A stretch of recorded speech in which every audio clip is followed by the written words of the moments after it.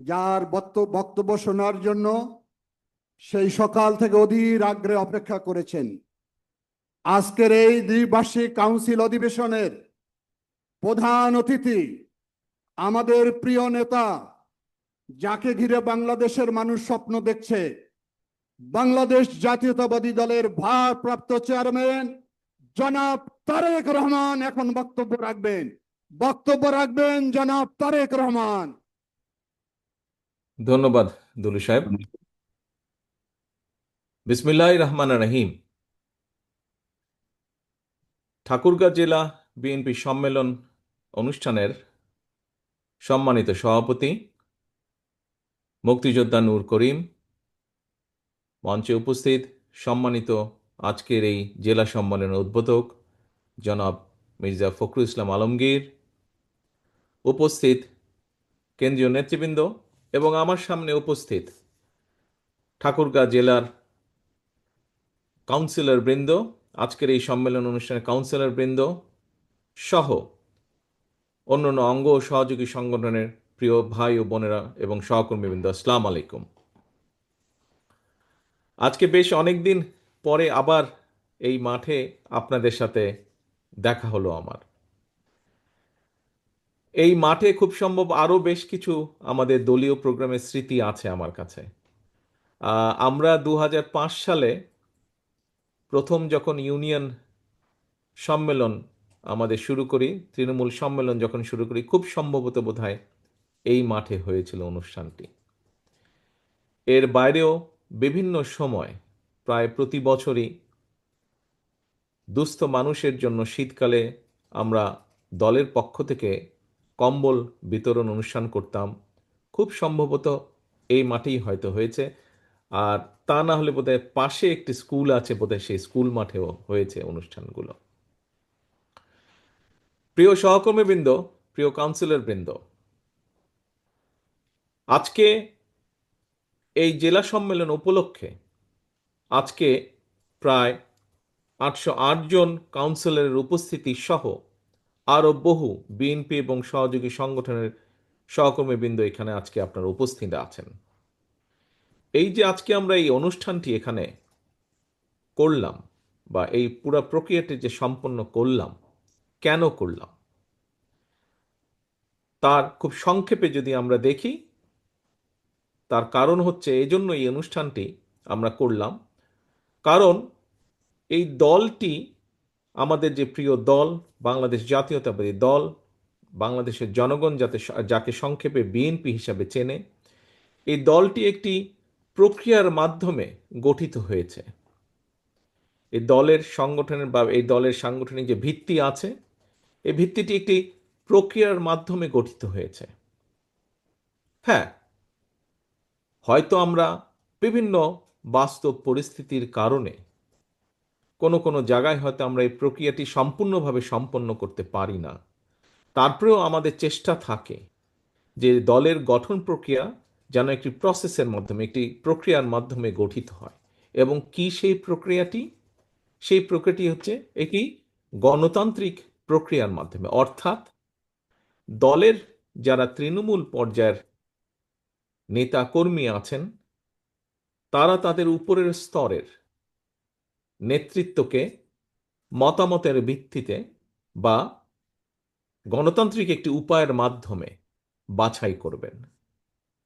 খুব সহজে যদি গণতন্ত্রের কথা বলতে আমরা যেটি বুঝি, অর্থাৎ অধিকাংশ যেই আদর্শ, যেই নীতিটিকে সমর্থন করবে, অধিকাংশ মানুষ যেই ব্যক্তি বা দলকে সমর্থন করবে গণতান্ত্রিক পদ্ধতিতে, সেটিকেই প্রধান বা বিজয়ী বা যেভাবেই বলি আমরা গ্রহণযোগ্য হিসাবে গৃহীত হবে। আজকে সহকর্মীবৃন্দ, এখানে 808 জন কাউন্সিলর এই সম্মেলনে অংশগ্রহণ করেছেন এবং এই 808 জন কাউন্সিলরের মধ্যে অধিকাংশ একটি পদ ছাড়া, একটি পদে মোটামুটিভাবে সকলে উইথড্র করে নেওয়াতে, অন্যরা উইথড্র করে নেওয়াতে একজন প্রার্থী ছিলেন। বাকি পদে, জেনারেল সেক্রেটারি পদে আমরা দেখেছি ভোট প্রক্রিয়া সম্পন্ন হয়েছে এবং ভোট প্রক্রিয়ার মাধ্যমে অধিকাংশ কাউন্সিলর বৃন্দ যাকে যোগ্য মনে করেছে তাকে আগামী সাংগঠনিক মেয়াদ পর্যন্ত দায়িত্ব দেওয়া হয়েছে দলকে পরিচালনা করার জন্য। প্রিয় সহকর্মীবৃন্দ, আমরা একটি কথা প্রায়শ বলে থাকি, কি? সেটি হচ্ছে জনগণই বিএনপির সকল রাজনৈতিক ক্ষমতার উৎস। আজকের এই অনুষ্ঠানের মাধ্যমে শুধু ঠাকুরগাঁ জেলা নয়, আপনারা নিশ্চয়ই খেয়াল করে দেখেছেন বিগত কয়েক মাস ধরে বাংলাদেশের অনেক জেলাগুলোতেই, অনেক জেলায় আমরা এইরকম নির্বাচনী প্রক্রিয়ার মাধ্যমে আমাদের দলকে সুসংগঠিত বা সুন্দরভাবে নতুনভাবে আবার গড়ে তোলার চেষ্টা করছি, নতুনভাবে দলের ভিত্তিকে মজবুত করার চেষ্টা করছি এই গণতান্ত্রিক প্রক্রিয়ার মাধ্যমে, ভোটাভুটির মাধ্যমে। কারণ কাউন্সিলরদের প্রকৃত মতামতের মাধ্যমেই দলের যেরকম সঠিক নেতৃত্ব বের হয়ে আসবে, ঠিক একইভাবে আমরা মনে করি দেশের ক্ষেত্রেও বাংলাদেশের মানুষকে সুযোগ দিলে বাংলাদেশের মানুষ তাদেরকে বা দেশকে কারা নেতৃত্ব দেবে সেই সঠিক নেতৃত্বকে বের করে আনতে সক্ষম হবে বা বের করে নিতে পারবে। এবং প্রিয় সহকর্মীবৃন্দ, বিগত দিনগুলোতে আমরা কি দেখেছি? বিগত দিনগুলোতে আমরা যেই চিত্রগুলো দেখেছি, আমাদের আগের বিভিন্ন বক্তা তাদের বক্তব্যে সেগুলো উপস্থাপন করেছেন। আমরা যে চিত্রগুলো বিগত কয়েক বছর, বিগত এক যুগেরও বেশি সময় ধরে দেখেছি, মানুষের কথা বলার অধিকার, মানুষের ভোট দেওয়ার অধিকার, জবাবদিহিতা, যে কোনো বিষয়, সব ব্যবস্থাগুলোকে ধ্বংস করে দেওয়া হয়েছিল। এবং দেশে যেহেতু কোনো জবাবদিহিমূলক ব্যবস্থা ছিল না, দেশে যেহেতু জনগণের কথা বলার অধিকার ছিল না, দেশে যেহেতু জনগণের মতামত দেবার অধিকার ছিল না যে কিভাবে দেশ পরিচালিত হবে, যেহেতু কোনো প্রকার জবাবদিহিতা ছিল না, জবাবদিহিতার সকল ব্যবস্থাকে ধ্বংস করে দেওয়া হয়েছিল। সেজন্যই আমরা দেখেছি দেশকে ধীরে ধীরে ধ্বংসের দ্বার প্রান্তে নিয়ে যাওয়া হয়েছিল। আমরা দেখেছি কিভাবে আইন শৃঙ্খলা পরিস্থিতি সে সময় দেখা হতো, গুম খুন, হত্যা, একে আজ ধরে নিয়ে যাচ্ছে, তাকে কাল ধরে নিয়ে যাচ্ছে। আমরা দেখেছি কিভাবে লক্ষ লক্ষ বিরোধী দলীয় নেতাকর্মী, বিশেষ করে বিএনপির নেতাকর্মীদের নামে কিভাবে লক্ষ লক্ষ গায়েবী মামলা সারা দেশে দেওয়া হয়েছিল। আমরা দেখেছি কিভাবে বিরোধী দলের নেতাকর্মীদেরকে গুম খুনের শিকার হতে হয়েছে, সপ্তাহের পর সপ্তাহ, মাসের পর মাস, বছরের পর বছর। আমরা দেখেছি বিরোধী দলীয় নেতাকর্মীদেরকে আদালতের বারান্দায় ঘুরতে হয়েছে, অথবা জেলখানার পিছনে, হাজতের পেছনে তাদেরকে থাকতে হয়েছে মিথ্যে মামলা। প্রিয় সহকর্মীবৃন্দ, আমরা সে সময় দেখেছিলাম কিভাবে দেশের নির্বাচনী ব্যবস্থাকে ধ্বংস করে দেওয়া হয়েছে। খুবই আনফর্চুনেট, দুর্ভাগ্যজনক ব্যাপার, বিগত 15 বছরে এদেশে প্রায় 3 কোটিরও বেশি নতুন ভোটার সংযুক্ত হয়েছে ভোটার লিস্টে। কিন্তু এই যে নতুন ভোটার, তাদেরকে ভোটার হওয়ার পর থেকে কেউই বলা যায় ভোট দিতে সক্ষম হয়নি। কারণ ভোট ব্যবস্থাকে ধ্বংস করে দেওয়া হয়েছিল।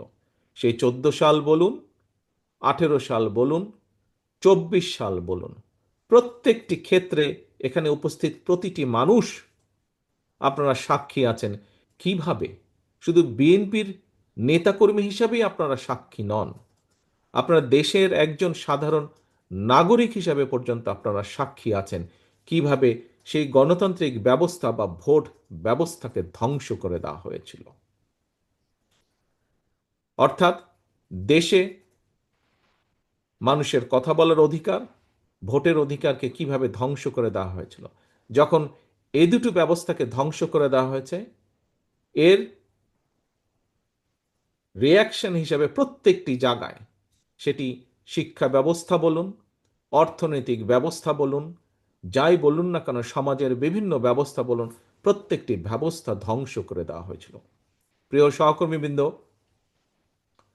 1971 সালে লক্ষ প্রাণের বিনিময় আমরা বাংলাদেশের স্বাধীনতা অর্জন করেছি। বাংলাদেশের মানুষের প্রত্যাশা ছিল যে তাদের প্রত্যাশিত একটি বাংলাদেশ ধীরে ধীরে গড়ে উঠবে। বিভিন্ন সময় গড়ে ওঠার প্রক্রিয়া শুরু হয়েছে, কিন্তু আমরা দেখেছি একই সাথে সেই প্রক্রিয়াকে থামিয়ে দেওয়ার জন্য আবার একটি কিছু মহল বিভিন্ন সময় ষড়যন্ত্রের জালও তারা বুনেছে। কখনো তারা সফল হয়েছে, কখনো তারা ব্যর্থ হয়েছে। দেশের জনগণ সকল ষড়যন্ত্রের জাল ছিন্ন করে বেরিয়ে এসেছে। প্রিয় সহকর্মীবৃন্দ, শুধু 71 সালেই নয়, এই যে বললাম বিভিন্ন সময় ষড়যন্ত্রকারীদের জাল বিভিন্নভাবে তারা বিস্তার করার চেষ্টা করেছিল, এইভাবে গণতন্ত্রের ত্রুটিকে চেপে ধরার জন্য তাদের প্রচেষ্টা অব্যাহত ছিল এবং বিএনপি সহ আরো অনেকগুলো বাংলাদেশের গণতান্ত্রিক রাজনৈতিক দল রাজপথে বিভিন্ন সময় সোচ্চার হয়েছে দেশের জনগণের রাজনৈতিক অধিকারকে, কথা বলার অধিকারকে প্রতিষ্ঠিত করার জন্য। এবং তার ফলশ্রুতিতে আমরা দেখেছি যারা স্বৈরাচার ছিল, যারা চেষ্টা করেছিল দেশের জনগণকে দাবিয়ে রাখতে, আমরা দেখেছি সেই স্বৈরাচাররা তাদের ক্ষমতাকে ধরে রাখার জন্য কিভাবে গুমের রাজনীতি শুরু করেছিল, খুনের রাজনীতি শুরু করেছিল, মিথ্যা মামলার রাজনীতি শুরু করেছিল, লুটপাটের রাজনীতি শুরু করেছিল, অর্থ পাচারের রাজনীতি শুরু করেছিল, কিভাবে মেগা প্রকল্পের নামে মেগা দুর্নীতি শুরু করেছিল। প্রিয় সহকর্মীবৃন্দ, বিএনপি সহ আরো অনেকগুলো গণতান্ত্রিক রাজনৈতিক দলের নেতাকর্মীরা সেদিন রাজপথে নেমে এসেছিল এবং আমরা দেখেছি আমাদের হাজারো লক্ষ নেতাকর্মী, বিএনপি সহ অন্যান্য রাজনৈতিক দলের শত হাজারো লক্ষ নেতাকর্মী কিভাবে অত্যাচারিত হয়েছে, নির্যাতিত হয়েছে, কিভাবে বহু নেতাকর্মী আমাদের প্রাণ হারিয়েছে বিগত প্রায় 16 বছরে। বিশেষ করে আমরা দেখেছি গত বছর জুলাই আগস্ট মাসে আমরা দেখেছি জনগণ যখন ত্যক্ত বিরক্ত হয়ে জনগণ রাজপথে যখন নেমে এসেছিল এই দেশকে বাঁচানোর জন্য, সেই সময় আমরা দেখেছি তৎকালীন স্বৈরাচার কিভাবে নির্বিচারে মানুষকে হত্যা করেছে। তাদের সেই হত্যা থেকে শিশুরা পর্যন্ত সেদিন রক্ষা পায়নি। নারী পুরুষকে যেভাবে তারা অত্যাচার করেছে, নির্মমভাবে হত্যা করেছে, বিভিন্নভাবে জখম করেছে, আমরা দেখেছি শিশুরাও সেদিন রক্ষা পায়নি। শিশুরাও সেই হেলিকপ্টারের গুলি থেকে রক্ষা পায়নি। শিশুরাও সেদিন বিভিন্ন বাহিনীর জনগণের প্রতি লক্ষ্য করে যে গুলি ছোড়া, সেই গুলির হাত থেকে ছোট ছোট শিশুরাও সেদিন রক্ষা পায়নি, শিশুদেরকে হত্যা করা হয়েছিল। কিন্তু পরিশেষে আমরা দেখেছি বিজয় জনগণেরই হয়েছে, পরাজিত হয়েছে স্বৈরাচার। শুধু পরাজিতই হয়নি, এই দেশ ছেড়ে পালিয়ে যেতে বাধ্য হয়েছে স্বৈরাচার। প্রিয় সহকর্মীবৃন্দ, বহু মানুষের ত্যাগ তিতিক্ষা, বহু মানুষের আত্মদানে আজকের স্বৈরাচার মুক্ত বাংলাদেশ। আমরা একটি রাজনৈতিক দল, আমাদের নীতি আছে, আমাদের আদর্শ আছে, দেশের অর্থনীতি নিয়ে আমাদের নীতি আছে, আদর্শ আছে, পরিকল্পনা আছে, চিন্তা ভাবনা আছে। দেশের ভবিষ্যৎ সন্তানদের শিক্ষা ব্যবস্থা নিয়ে আমাদের পরিকল্পনা আছে, নীতি আছে, আদর্শ আছে। দেশের মানুষের স্বাস্থ্য ব্যবস্থা নিয়ে আমাদের নীতি, পরিকল্পনা, আদর্শ আছে। এইভাবে প্রত্যেকটি সেক্টরে আমাদের পরিকল্পনা বা লক্ষ্য বা উদ্দেশ্য আছে একটি রাজনৈতিক দল হিসাবে। প্রিয় সহকর্মীবৃন্দ, একটি রাজনৈতিক দলের একজন রাজনৈতিক কর্মী হিসাবে আমি মনে করি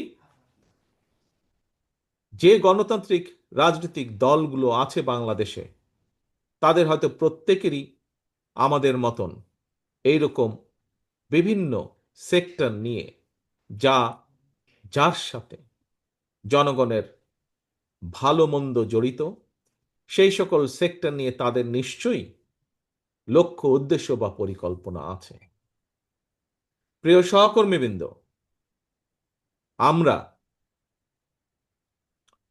আমাদের নেতাকর্মীরা, এটা বন্ধ করব, স্বৈরাচারের হাত থেকে দেশকে মুক্ত করার জন্য বছরের পর বছর রাজপথে নেমে এসেছিল। বিভিন্ন কিছু তারা মোকাবেলা করে রাজপথে জনগণের আন্দোলনকে সফলতা দিয়েছে জনগণের সহযোগিতায়। প্রিয় সহকর্মীবৃন্দ, থাকতেই পারে বিভিন্ন রাজনৈতিক দলের নানা মতামত। আমি আগেই বলেছি, রাজনৈতিক দল হিসাবে আমাদের বিভিন্ন বিষয়ে বিভিন্ন পরিকল্পনা আছে। বাংলাদেশের মানুষের প্রত্যাশা স্বৈরাচারের পতন হয়েছে। বাংলাদেশের মানুষের স্বৈরাচার মুক্তির মধ্য দিয়ে এখন তাদের প্রত্যাশা দেশকে সামনের দিকে নিয়ে যেতে হবে। দেশের যে শিক্ষা ব্যবস্থাকে ধ্বংস করে দেওয়া হয়েছিল, সেই শিক্ষা ব্যবস্থাকে গড়ে তুলতে হবে। দেশের যে স্বাস্থ্য ব্যবস্থাকে ধ্বংস করে দেওয়া হয়েছিল, সেই স্বাস্থ্য ব্যবস্থাকে জনগণের উপযোগী করে গড়ে তুলতে হবে। দেশের কৃষকরা যে বিভিন্ন সমস্যার সম্মুখীন, সেই সমস্যাগুলোর ধীরে ধীরে সমাধান বের করে নিয়ে আসতে হবে, যাতে কৃষক এবং সামগ্রিকভাবে দেশের মানুষ উপকৃত হয়। দেশের বহু মানুষ, যুবক শ্রেণী সহ তরুণ শ্রেণী সহ বহু মানুষ বেকার। কোটি কোটি মানুষ আজ বেকার। এই বেকার যে মানুষগুলো আছে, তাদের কর্মের ব্যবস্থা করতে হবে রাজনৈতিক দলগুলোকে। সেই সম্পর্কিত পরিকল্পনা থাকতে হবে, এই সমস্যার সমাধানের সুরাহা দিতে হবে, নির্দেশনা দিতে হবে, দিক নির্দেশনা। একইভাবে বাংলাদেশের নারীদের বহু সমস্যা আছে। কিভাবে সেই সমস্যার সমাধান মোকাবেলা করা যায়, সেই সমস্যার মোকাবেলা করা যায়, সেগুলোর দিক নির্দেশনা দিতে হবে আমাদেরকে। প্রিয় সহকর্মীবৃন্দ, আজ আমরা দেখছি বিভিন্ন বিষয় বেশ কিছু রাজনৈতিক দলগুলো কতগুলো বক্তব্য তারা উপস্থাপন করছেন। বক্তব্য আমরা দিতেই পারি। প্রত্যেকটি রাজনৈতিক দলের গণতান্ত্রিক ব্যবস্থায় তাদের বক্তব্য দেবার অধিকার অবশ্যই তাদের আছে। কিন্তু প্রিয় সহকর্মীবৃন্দ, আমরা যদি বক্তব্য উপস্থাপন করতে গিয়ে দেশে যদি এমন একটি পরিস্থিতি তৈরি হয়, যে পরিস্থিতিতে কোনো অরাজকতা তৈরি হবার সম্ভাবনা থাকতে পারে, যে পরিস্থিতিতে দেশে পলাতক স্বৈরাচার আবার ফিরে আসার পরিস্থিতি তৈরি হতে পারে, তাহলে সেটি দেশ, দেশের জনগণ এবং দেশের গণতান্ত্রিক ব্যবস্থার জন্য অবশ্যই সেটি কোনোরূপেই ভালো হবে না। প্রিয় সহকর্মীবৃন্দ, আজ এই যে আপনারা মানুষগুলো এখানে একত্রিত হয়েছেন, আমরা একটি সুন্দর প্রক্রিয়ার মাধ্যমে, একটি গণতান্ত্রিক প্রক্রিয়ার মাধ্যমে এইখানে আমরা নেতৃত্ব বাছাই করে নিয়েছি, যারা আগামী সাংগঠনিক মেয়াদ পর্যন্ত ঠাকুরগাঁ জেলাতে বিএনপির কার্যক্রম পরিচালনা করবেন। একটি শান্তিপূর্ণ উপায়। দেশের মানুষ আজ প্রত্যাশা করে যে রাজনৈতিক দলগুলো, আমরা প্রত্যেকে আলাদা আলাদা রাজনৈতিক দল। আমরা যদি প্রত্যেকটি বিষয়ে 100% একমত হতাম, তাহলে তো আমরা একটি রাজনৈতিক দলই থাকতাম, তাহলে তো আর আলাদা আলাদা রাজনৈতিক দল হতো না। প্রিয় সহকর্মীবৃন্দ, প্রত্যেকটি ভিন্ন ভিন্ন রাজনৈতিক দলের ভিন্ন ভিন্ন মতামত থাকতেই পারে, কিন্তু আজ এখানে যারা ক্যান্ডিডেট ছিল তারা যেরকম কাউন্সিলরদের কাছে গিয়েছে, কাউন্সিলরদের মতামত চেয়েছে, এবং সেই মতামতের ভিত্তিতেই আজ সম্মেলনের মাধ্যমে নতুন কমিটি গঠিত হয়েছে। আমরা মনে করি রাজনৈতিক দলগুলো তাদের মতামত উপস্থাপন করবে, রাজনৈতিক দলগুলো তাদের মতামত, তাদের চিন্তাভাবনা, লক্ষ্য, উদ্দেশ্য জনগণের সামনে উপস্থাপন করবে। জনগণ বাছাই করে নিবে কে দেশ এবং জনগণকে আগামী দিনের জন্য নেতৃত্ব দিবে। জনগণ বাছাই করে নিবে, শুধু জনগণ বাছাই করে নিবে না, জনগণ সিদ্ধান্ত নিবে কে আগামী দিনে এই দেশকে পরিচালনা করবে। যাদের নীতি, লক্ষ্য, উদ্দেশ্য, আদর্শ, পরিকল্পনা জনগণ পছন্দ করবে, জনগণ গ্রহণ করবে, জনগণ তাদেরকেই সেই দায়িত্ব অর্পণ করবে। আজকে যদি আমরা জনগণকে বাইরে রেখে, জনগণের কাছে না গিয়ে যদি রাজনৈতিক দলগুলো একটি জায়গায় বসে আলোচনার পরিবর্তে, একটি সিদ্ধান্তের পরিবর্তে, জনগণের কাছে যাওয়ার পরিবর্তে যদি শুধু নিজেরাই আমরা কথা বলতে থাকি, তাহলে ওই যে একটু আগে বললাম, একটি অরাজক পরিস্থিতি তৈরি হবে। যেই পরিস্থিতি কাঙ্ক্ষিত নয় দেশের জন্য, কাঙ্ক্ষিত নয় জনগণের কাছে। যে পরিস্থিতি পলাতক স্বৈরাচারকে আবার ফিরে আসার পরিস্থিতি হয়তো তৈরি করতে পারে। প্রিয় সহকর্মীবৃন্দ, বাংলাদেশ জাতীয়তাবাদী দল মনে করে, বিশ্বাস করে জনগণই সকল রাজনৈতিক ক্ষমতার উৎস। সেই জন্য আপনারা দেখেছেন, আপনাদের প্রত্যেকের মনে আছে, আমরা কিসের ভিত্তিতে দেশকে আগামী দিন বাংলাদেশ জাতীয়তাবাদী দল যদি জনগণের সমর্থন নিয়ে ইনশাল্লাহ আগামী দিনে সরকার গঠন করতে সক্ষম হয়, তাহলে কিসের ভিত্তিতে, কোন রূপরেখার ভিত্তিতে আমরা দেশকে পরিচালনা করতে চাই, তা আমরা আজ নয়, গতকালকেও নয়, গত পরশুও নয়, আমরা প্রায় 2.5 বছর আগে 31 দফার মাধ্যমে দেশের মানুষের কাছে তা উপস্থাপন করেছে। আজকে বিভিন্ন বিষয় নিয়ে, আজকে অনেক বিভিন্ন বিষয় নিয়ে বর্তমান অন্তর্বর্তীকালীন সরকার রিফর্ম কমিটি গঠন করেছেন এবং সেখানে বিভিন্ন রাজনৈতিক দলকে তারা আহ্বান জানিয়েছেন। প্রায় সকল গণতান্ত্রিক রাজনৈতিক দল সেখানে অংশগ্রহণ করেছে। তারা বিভিন্ন বিষয়ে তাদের মতামত দিয়েছে। কিছু বিষয়ে সকলেই কম বেশি একমত হয়েছে, কিছু বিষয়ে ভিন্নতা রয়েছে, থাকতেই পারে। একটু আগেই আমি বলেছি কেন বিভিন্ন রাজনৈতিক দল, তার কারণ বিভিন্ন জনের বিভিন্ন মতামত আছে, থাকতেই পারে, সেটিই থাকা স্বাভাবিক গণতান্ত্রিক ব্যবস্থায়। আমরা মনে করি সেখানে যা যা আলোচিত হয়েছে, যা যা একমত হয়েছে, সেগুলোতে আমরা একমত হয়ে গিয়েছি। সেখানে যেই বিষয়গুলোতে আমরা একমত হতে পারিনি, আসুন আসুন জনগণের উপরে যদি বিশ্বাস রাখেন, জনগণের উপরে যদি আস্থা রাখেন, তাহলে জনগণের উপরে ছেড়ে দিন।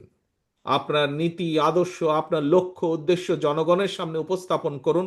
Late people decide. জনগণকে সিদ্ধান্ত নিতে দিন। কারণ দিন শেষে রাজনীতিতে আমাদের আস্থা, আমাদের এই বিশ্বাস বাংলাদেশের জনগণ। প্রিয় সহকর্মীবৃন্দ, আজ বিভিন্ন আলোচনায়, বিভিন্ন বক্তৃতা, বিবৃতিতে শুধু আমাদের নেতাকর্মীরাই নন, যারা নিরপেক্ষ মানুষ, যারা অনেক অন্য দলেরও নেতাকর্মীদেরকে আমি দেখেছি একটি কথা বলেন, বিএনপি বর্তমানে আলহামদুলিল্লাহ আল্লাহর রহমতে বাংলাদেশের সবচেয়ে বড় রাজনৈতিক দল।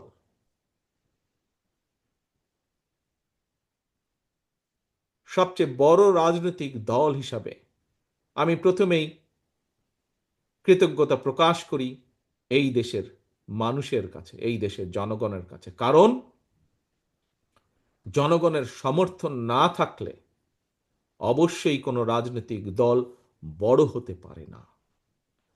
এরপরে আমি কৃতজ্ঞতা প্রকাশ করি আমার তৃণমূল পর্যায়ের মাঠ পর্যায়ে সেই সকল নেতাকর্মী যারা দিনরাত অক্লান্ত পরিশ্রম করে দলের নীতি এবং আদর্শকে জনগণের দৌড় গোড়ায় পৌঁছে দিয়েছেন, জনগণের দৌড় গোড়ায় নিয়ে গিয়েছেন এবং তার পক্ষে মতামত সৃষ্টি করে, দলের পক্ষে মতামত সৃষ্টি করে জনগণকে ঐক্যবদ্ধ রেখেছেন। সেই সকল নেতাকর্মীদেরকে কৃতজ্ঞতা জানাই এবং ধন্যবাদ জানাই। প্রিয় সহকর্মীবৃন্দ, সারা বাংলাদেশে আজ ঠাকুরগাঁর জেলা সম্মেলনে উপস্থিত হয়েছি আমি। আপনাদের সামনে বক্তব্য রাখার আমার সুযোগ হয়েছে।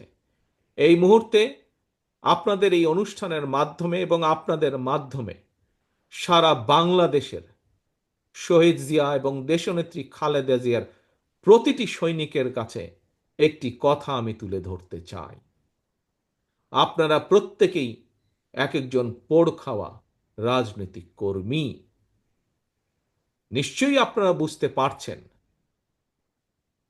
কোথাও হয়তো কেউ কেউ কোনো কিছু করার চেষ্টা করছে যার মাধ্যমে জনগণের সেই প্রস্তাবিত গণতান্ত্রিক যে যাত্রা, সেই যাত্রা ব্যাহত হতে পারে। কাজেই শহীদ জিয়া এবং দেশনেত্রী খালেদা জিয়ার প্রত্যেকটি সৈনিকের কাছে আমার আহ্বান, আপনাদের প্রত্যেককে সচেতন থাকতে হবে। বিগত দিনে স্বৈরাচারের বিরুদ্ধে আপনারা যেভাবে দল এবং জনগণকে একসাথে ঐক্যবদ্ধ রেখেছিলেন, সেই কাজটি এখনো শেষ হয়ে যায়নি। এই কাজটি আমাদেরকে অব্যাহত রাখতে হবে। বাংলাদেশের সবচেয়ে বৃহৎ রাজনৈতিক দল হিসেবে আমাদের উপরে এর দায়িত্ব যে গণতন্ত্রের প্রতি যে কোনো হুমকিকে আমরা মোকাবেলা করব। অবশ্যই অবশ্যই সেই পদ্ধতিতে, যে পদ্ধতি জনগণ সমর্থন করে। অবশ্যই এমন কোনো পরিস্থিতিতে বা এমন কোনো পদ্ধতি আমরা অনুসরণ করব না যেই পদ্ধতিতে জনগণের শান্তি এবং শৃঙ্খলা নষ্ট হয়, শান্তি নষ্ট হয়, এমন কোনো পদ্ধতি অবশ্যই নয়। প্রিয় সহকর্মীবৃন্দ, আমাদের রাজনৈতিক দল হিসেবে আমাদের দায়িত্ব গণতন্ত্রকে কোনোভাবেই যাতে কেউ বিঘ্নিত করতে না পারে। 1971 সালে লক্ষ মানুষের প্রাণের বিনিময়ে এই দেশ অর্জিত হয়েছে। পরবর্তীতে আরো হাজারো মানুষের আত্মদানের বিনিময় লক্ষ মানুষ অত্যাচারিত, নির্যাতিত হয়েছে। তারপরেও থেমে থাকেনি গণতন্ত্র পুনরুদ্ধারের আন্দোলন। কাজেই এই আন্দোলনের ফল যাতে গণতন্ত্র, সেই গণতন্ত্র ফল যাতে জনগণ দোরগোড়ায় পৌঁছে দিতে পারি আমরা, তার জন্য আমাদেরকে সর্বদা সজাগ থাকতে হবে। প্রিয় সহকর্মীবৃন্দ, আজ আমাদেরকে খেয়াল রাখতে হবে, এই কথাটি আমি বারে বারে বলেছি, আমাদেরকে খেয়াল রাখতে হবে। একটু আগে এখানে একজন বক্তা বলেছেন যে বেশ অনেকবার আমি বিগত 1 বছরে বলেছি, আমরা যত যাই মনে করি না কেন, যে আমাদের অনেক নেতাকর্মী হয়তো ভুল করে মনে করছেন যে আগামী দিনের নির্বাচন হয়তো সহজ হবে। আমি আজকে থেকে 1 বছর আগে বলেছিলাম, আমরা যত সহজ ভাবছি তত সহজ নয় ব্যাপারটি। আপনাদের নিশ্চয়ই সেই অনুষ্ঠানে উপস্থিত ছিলেন অনেকেই, সবাই না থাকলেও যেই অনুষ্ঠানে 1 বছর আগে আমি এই কথাটি বলেছিলাম, অনেকেই আপনারা সেদিন উপস্থিত ছিলেন। প্রিয় সহকর্মীবৃন্দ, যা আমি 1 বছর আগে বলেছিলাম, পারিপার্শ্বিক অনেক কিছু দেখলে ধীরে ধীরে মনে হয় সেই কথাটি হয়তো সত্য হতে যাচ্ছে। কাজেই বাংলাদেশের সবচাইতে বড় রাজনৈতিক দল হিসাবে আমাদের দায়িত্ব, যেভাবে বিএনপি দেশের মানুষকে সাথে নিয়ে গণতন্ত্র পুনরুদ্ধারের আন্দোলনকে জোরদার করে তুলেছিল, সেই আন্দোলনকে জনগণকে সাথে নিয়ে সফল করেছিল। আসুন আজকের এই কাউন্সিল অধিবেশনে আমাদের প্রতিজ্ঞা হোক, ঠিক একইভাবে যতক্ষণ পর্যন্ত এই দেশের মানুষের গণতান্ত্রিক অধিকার পুনঃপ্রতিষ্ঠিত না হয়, যতক্ষণ পর্যন্ত বাংলাদেশ গণতন্ত্রের লাইনে আবার উঠে না আসে, সেই রেল লাইনে উঠে না আসে, গণতন্ত্রের রেল লাইনে, ততক্ষণ পর্যন্ত বিএনপির আন্দোলন থেমে থাকবে না। আজকের এই অধিবেশনে, এই কাউন্সিল অধিবেশনে এটি হোক আমাদের প্রথম প্রতিজ্ঞা। আমাদের দ্বিতীয় আরেকটি শপথ গ্রহণ করতে হবে।